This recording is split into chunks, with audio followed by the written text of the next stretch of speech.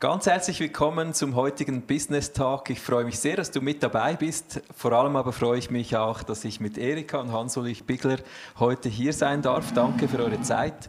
Ihr werdet einen Talk miterleben, wo zwei Personen erzählen, die sich gewohnt sind, an der Öffentlichkeit zu stehen, Verantwortung zu tragen. Hans-Ulrich war Nationalrat, ist Direktor eines großen Verbandes in der Schweiz, ist öffentlich eine Größe in der Schweiz. Man sieht dich viel online und live auf den Fernsehkanälen. Und du, Erika, bist gewohnt, über Jahre an seiner Seite zu sein, aber bist selber auch als Lehrerin tätig. Erzählt doch kurz, wer ihr seid und was ihr aktuell so bewerkstelligt. Ja, wir sind schon bereits fast 36 Jahre zusammen unterwegs und sind immer noch begeistert zu erleben, was wir alles Neues miteinander unternehmen können. Aktuell bin ich als Teilzeitlehrerin beschäftigt auf der Sekundarstufe 1. Das macht mir sehr viel Spaß. Ich habe aber auch noch eigene Projekte mit Lehrmitteln, die ich gerne verfolge. Hans-Ulrich, erzähl doch du. Wir freuen uns mega von dir und von euch beiden heute zu lernen. Wo bist du aktuell tätig?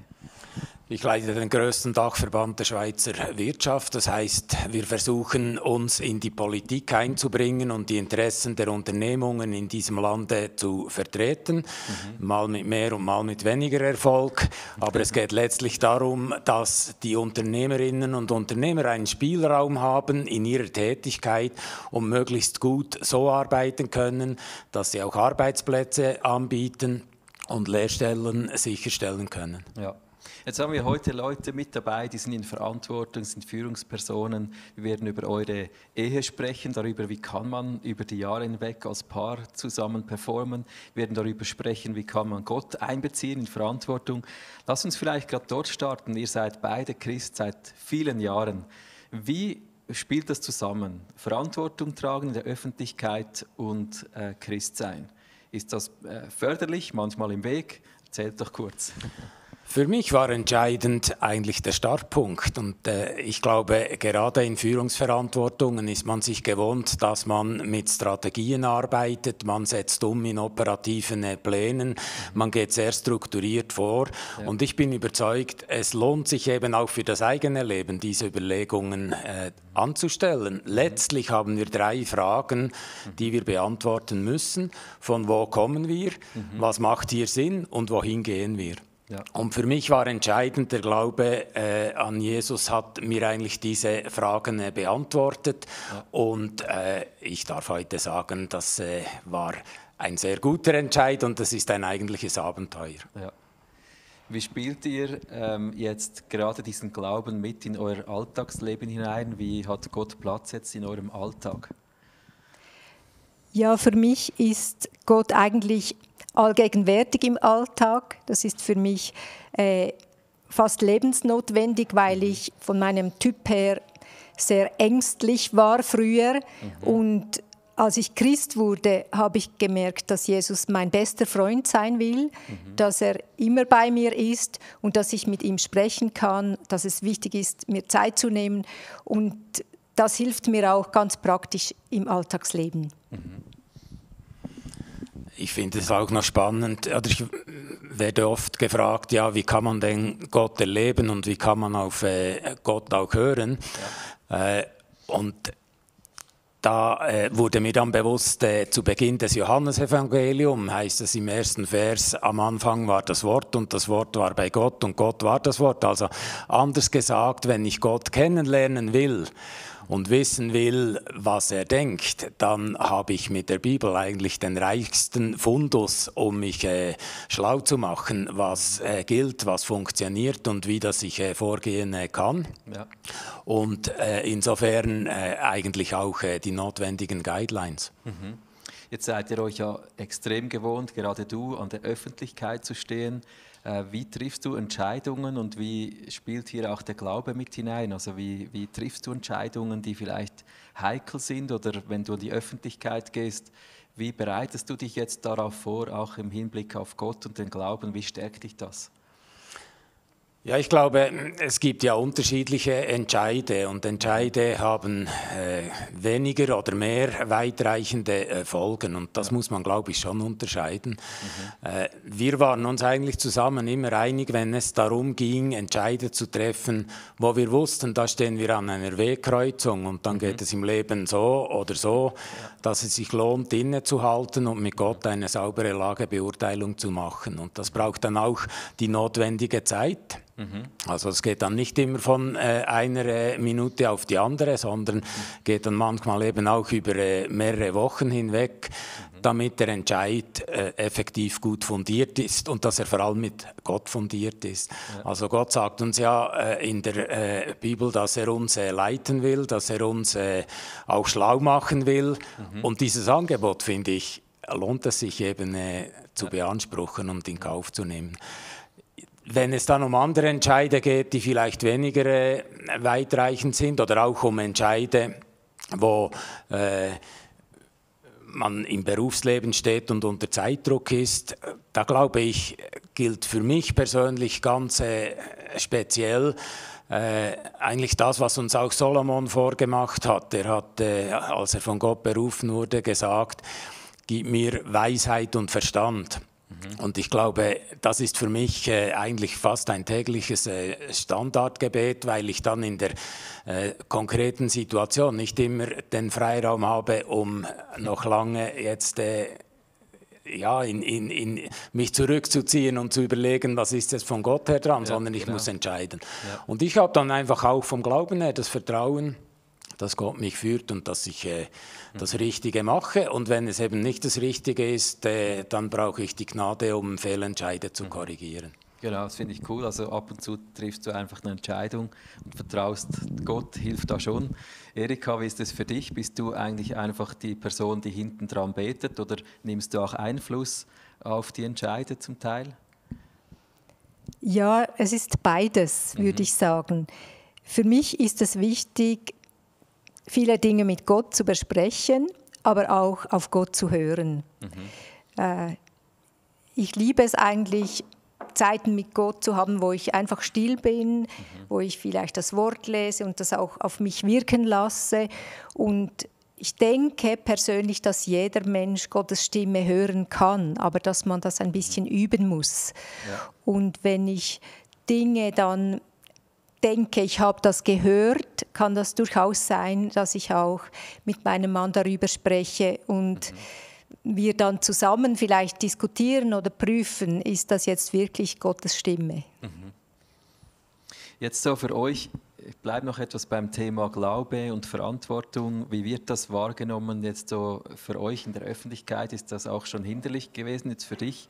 Haben Leute dich irgendwie in die Ecke gedrängt wegen deines Glaubens oder erlebst du das gar nicht so krass?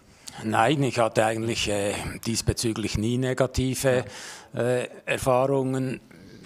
Ich weiß auch nicht, teilweise ist es bekannt, dass ich gläubiger Christ bin, teilweise nicht.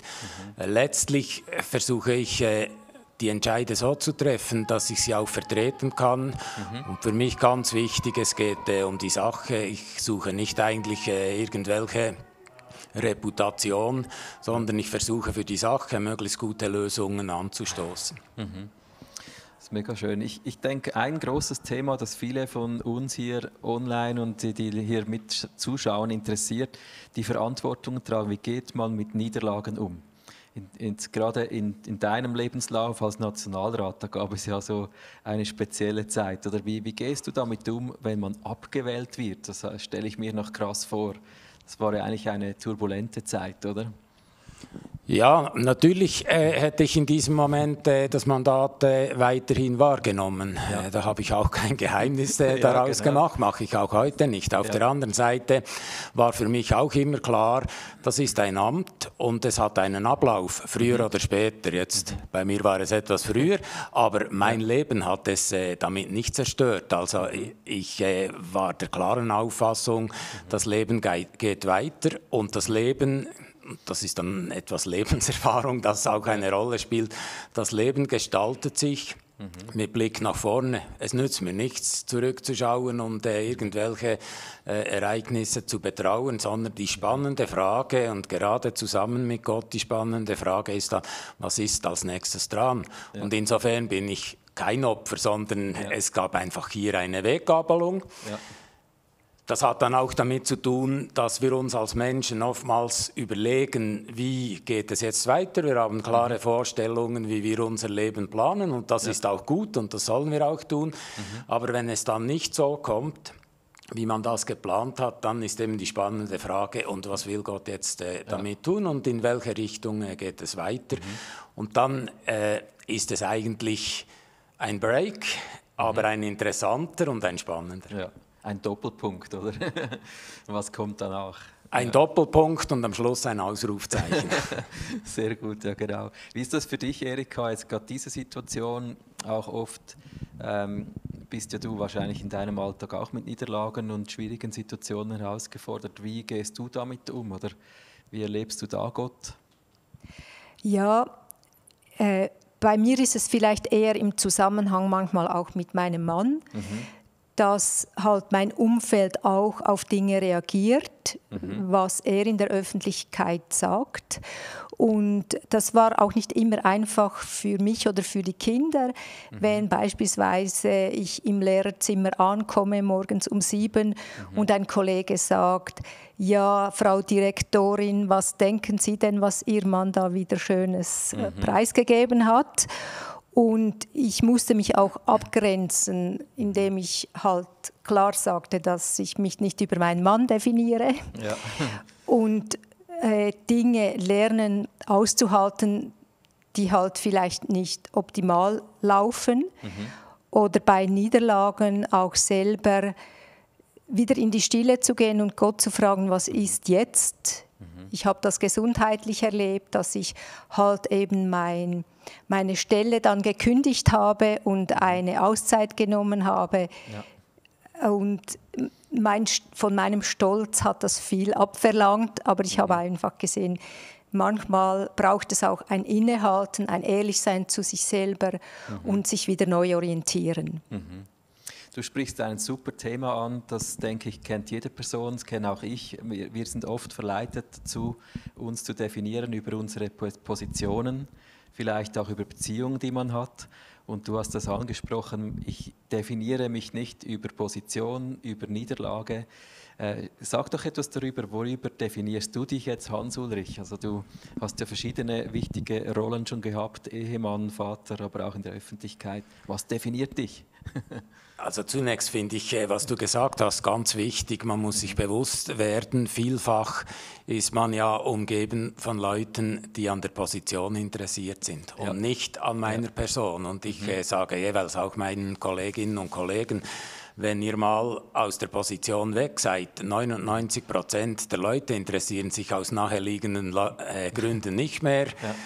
Und das ist auch nicht negativ, aber man muss es zur Kenntnis nehmen. Also ich finde mich nicht wichtig, weil ich in einer bestimmten Position bin. Ich finde mich wichtig, weil Gott für mich einen Plan, eine Lebensabsicht hat und weil er mir meine Fragen beantwortet hat, was macht Sinn in diesem Leben. Ja. Und wie kann ich mich dann von Gott leiten lassen? Insofern bin ich definiert durch Gott. Ja. Das Gewaltigste, das wir lesen in der Bibel, ist, dass er sagt, er hat uns schon gekannt, bevor wir überhaupt als Mensch auf der Welt waren. Also das hat eine Dimension und das zeigt die Tiefe, ohne dass wir das richtig begreifen können. Ja. Aber es zeigt die Tiefe dieser Beziehung, die wir zu Gott eben haben können. Und dann ist es eben auch eine Herausforderung und enorm spannend, in eine konkrete Beziehung mit Gott hineinzukommen. Erzählt doch vielleicht ein paar Sätze darüber, wie wart ihr jetzt so unterwegs mit Gott? Wie kommt man in so Positionen oder Verantwortungen hinein? Du hast auch ab und zu schon mir Dinge erzählt über Berufung. Das ist auch ein großes Wort. Wie beruft Gott? Also was habt ihr erlebt jetzt so unterwegs auf eurem Weg, bis man ist, wo man ist, gibt es ja immer einen Grund. Und wie hat Gott zu euch gesprochen jetzt? Ja, ich habe eigentlich schon als junger Christ gemerkt, dass es eben wichtig ist, sich mit Gott Zeit zu nehmen und ihm meinen Herzenswunsch zu sagen, dass ich wirklich möchte, dass ich seinen Willen tue, dass ich seine Wege erkenne. Und ich denke, das ist ein Fragen und Forschen. Das kann ganz unterschiedlich sein. Ich habe in ganz jungen Jahren erlebt, wie Gott eindrücklich zu mir gesprochen hat und die Türen auch geöffnet hat. Und später habe ich dann auch, als die Kinder größer waren, wollte ich wieder in meinen Arbeitsprozess einsteigen. Und das war damals ein bisschen schwierig, weil es wenig Stellen gab in dem Bereich. Und ich hätte da auch sagen können, dann war das jetzt nichts, hat Gott mir die Türe zugetan. Aber wir haben gemeinsam das besprochen und gesucht. Und ich hatte die Möglichkeit, nochmal ein Studium zu machen, eben als Sekundarlehrerin. Und Gott hat eigentlich durch dieses Suchen und Fragen mich vor die Wahl gestellt, willst du noch deine Erwachsenenmatur nachholen und ein Studium anhängen mit der Familie, mit 3 Kindern? Ja. Und das musste ich in 2 Wochen beantworten. Und ich habe so erlebt, wie wir einfach auch als Familie den Frieden Gottes erhalten haben und wie er das auch gesegnet hat und ich das auch sehr erfolgreich abschließen konnte. Stark, oder? Hast du da zurückstecken müssen, Hans-Ulrich, damit das Studium möglich war? Warst du mehr zu Hause oder wie ging das? Ja, wir haben uns als Familie organisiert, logischerweise. Oder? Ich habe meine ganzen Managementqualitäten als Hausmann in die Waagschale geworfen, zusammen mit den Kindern. Ja. Letztlich gibt es aber immer wieder bestimmte Lebensphasen, wo sich auch eine Familie organisieren muss und kann. Ja. Ich habe dann auch bei den Kindern festgestellt, die haben das völlig unterschiedlich gemacht. Die einen haben, die jüngste Tochter hat vielleicht die Freiräume viel konsequenter ausgenutzt, als das der Sohn gemacht hat. Aber insgesamt hat es gestimmt und wir haben uns eigentlich in unserer Familie immer wieder auch so etwas zur Maxime gemacht, dass wir miteinander sprechen und eben die Dinge durchdiskutieren, was geht und was geht nicht. Und dann braucht es natürlich eben auch die Sensibilität, dass man hinhört, wenn einem die Kinder dann etwas sagen und halt das eine oder andere wieder korrigiert. Insgesamt war das nicht immer ganz einfach, aber es hat gut funktioniert, trotz allem. Und es ist dann immer noch so, zu Beginn so eines Prozesses sieht man dann die Dauer. Also in diesem Fall war das irgendwo 5 bis 7 Jahre. Dann denkt man, ja, das ist ja wahnsinnig lang. Im Zurückblicken war es eigentlich sehr kurz. Und wenn wir heute mit unseren Kindern sprechen, stellen wir fest, dass alle davon profitiert haben. Jetzt sind wir in einem spannenden Bereich drin, der mich sehr fasziniert bei euch, einfach euer Teamwork. Man kennt dich aus der Öffentlichkeit, dich, Erika, jetzt weniger aus der Öffentlichkeit. Ich kenne dich aus dem Kirchenumfeld etwas. Wie habt ihr das gemacht, dass ihr immer noch miteinander unterwegs seid, durch diese Hochs und Tiefs? Ganz offene Frage. Wie geht das? Ja, ich denke, grundsätzlich stand schon zu Beginn eben, dass Jesus unsere gemeinsame Grundlage ist und dass wir auch den Eindruck hatten, wie füreinander bestimmt zu sein.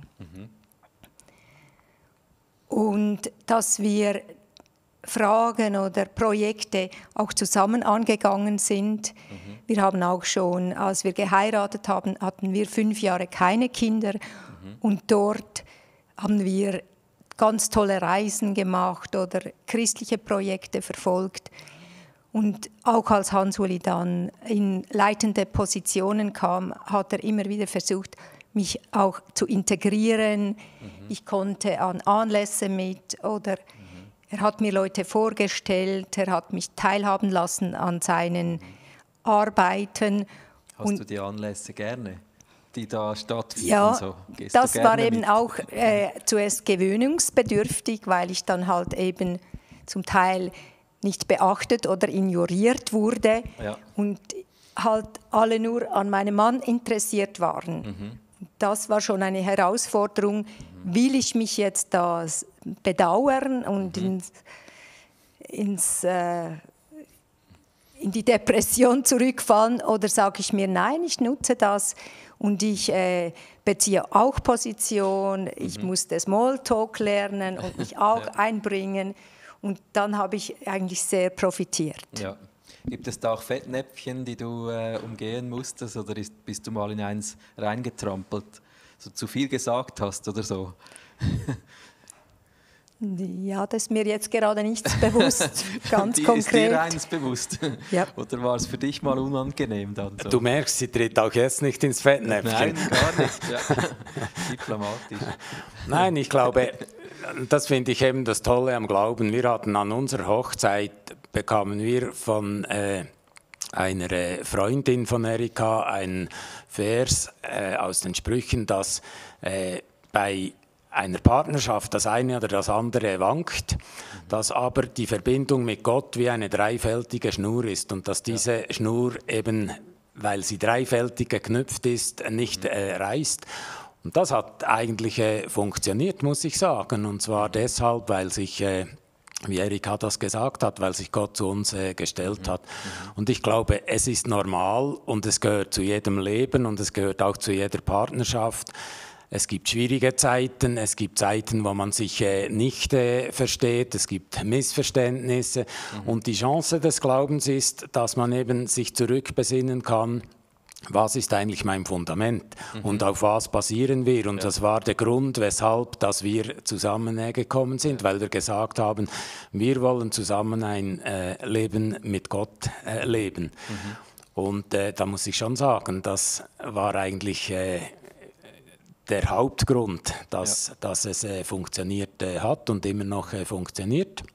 Und das andere ist dann tatsächlich eben auch zu sehen, wie Gott eben Führung und Berufung in ein Leben hineinlebt. Also es kommt mega raus, ihr habt einen gemeinsamen Nenner, das ist Gott, das Fundament. Ihr sprecht miteinander eigentlich über jeden Abschnitt, trefft Entscheide miteinander und gebt einander auch Freiraum. Das finde ich sehr, sehr cool und ich denke auch wichtig für Paare, die in Verantwortung sind. Gibt es von euch her noch so zum Schluss etwas, was ihr Leuten, die jetzt hier zuschauen, in Verantwortung stehen, mitgeben möchtet? Etwas, was auf eurem Herz noch schlägt? Ja, für mich ist sehr wichtig, dass es bei Gott kein Ansehen der Person gibt. Es ist egal, ob du noch jung bist, du kannst die Stimme Jesus erleben, oder ob du schon irgendwo 90 bist, du kannst ihm noch begegnen, und auch nicht von wo, ob du aus guten Verhältnissen bist oder ob du nichts hast. Ich denke, das ist so eindrücklich, dass Jesus sich für jedes einzelne Individuum interessiert und uns dort abholt, so wie wir es brauchen. Ich glaube, jede Führungskraft, die jetzt zuschaut, jede Person, die Verantwortung trägt, die kennt sehr wohl auch die Momente, wo man schlaflos im Bett liegt und sich wälzt und überlegt, wie löse ich jetzt ein Problem, wie geht es weiter mit offenen Fragen. Und das große Angebot ist dann eben das, dass bei Gott eine Ruhe vorhanden ist. Und diese Ruhe zu suchen und sie sich schenken zu lassen, das ist das Angebot, das wir haben.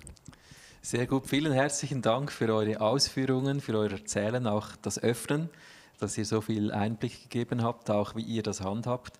Es war cool, mit euch zu sprechen, auch mal euch Zeit zu geben zum Reden. Du konntest auch mal aussprechen, gell?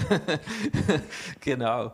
Hey, ich danke euch fürs Zuschauen. Ich möchte noch 1, 2 Hinweise machen. Wir haben ja im ICF diese Business Group und dort kann man sich per Telegram melden. Du siehst unten im YouTube hier alles eingeblendet, was du wissen musst. Wir beten auch regelmäßig gemeinsam für Leute in Verantwortung, im Business und sonstigen Verantwortungen hier im ICF. Du kannst gerne davon Teil sein.